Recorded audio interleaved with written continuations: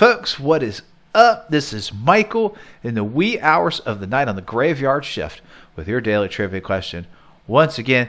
And I hope you all have a happy Easter and you get a little rest and relaxation for sure. I wish nobody had to work. I know that's not possible, but I still hope you have a blessed day and a happy Easter for sure. So the answer to the previous trivia question was the road map or the road atlas. Both answers were acceptable. And of course, this was by the Rand McNally Company, the good old-fashioned road map. So in 1856, William Rand opened a printing shop in Chicago. And 2 years later, he hired Andrew McNally, who was an Irish immigrant, to work in his shop. The rest, as I like to say, is absolute history. The two would go on to do publishing for major newspapers in the area. I think actually what would become the Chicago Tribune.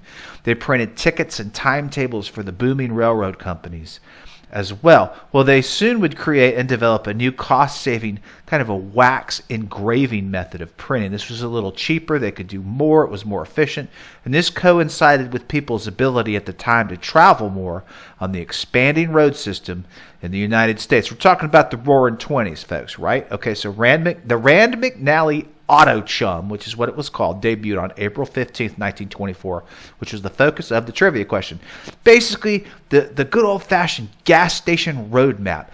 The first full color edition was published in 1960, and in 1993 it became fully digitized. Now, the cool history aspect thing of this whole thing, which makes it really cool for geeks like me, and a good trivia question, is that we've all come across one of these at some point in time. You know, this is the famous road map that your father tries to fold back into the glove compartment and get to fit back in the glove compartment.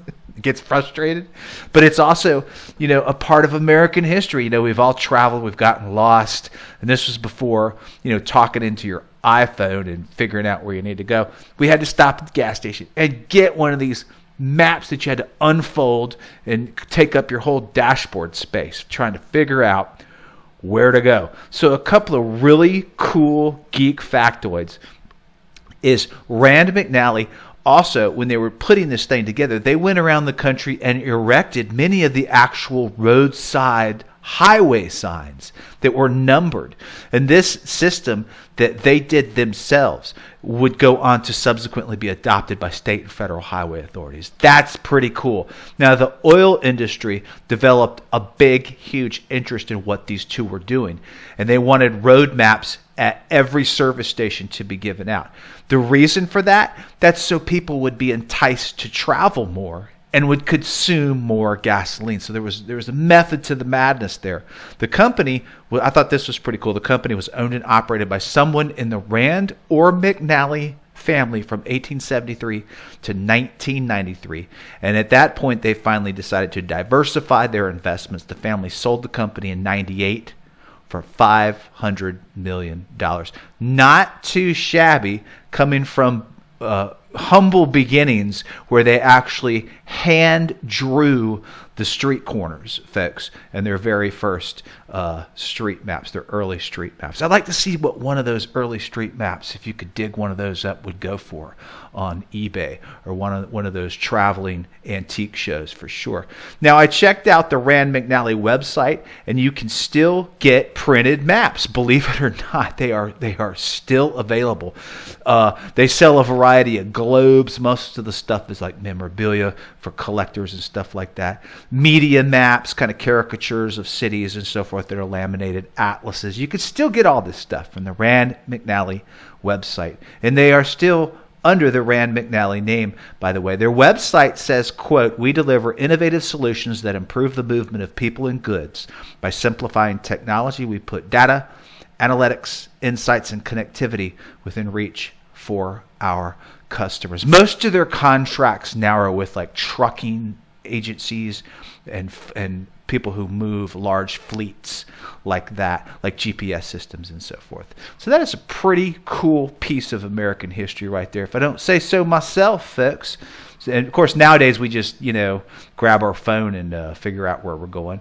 But back in the day, you had to get one of these good old Rand McNally road maps. All right, folks, let's get Easter going right now for April 17th, brand new trivia question. On this day in 1961, because of growing concerns about Fidel Castro's revolution and seized power, U.S. officials began a CIA-financed and trained attack on Cuba that became known as this. Oh, yeah.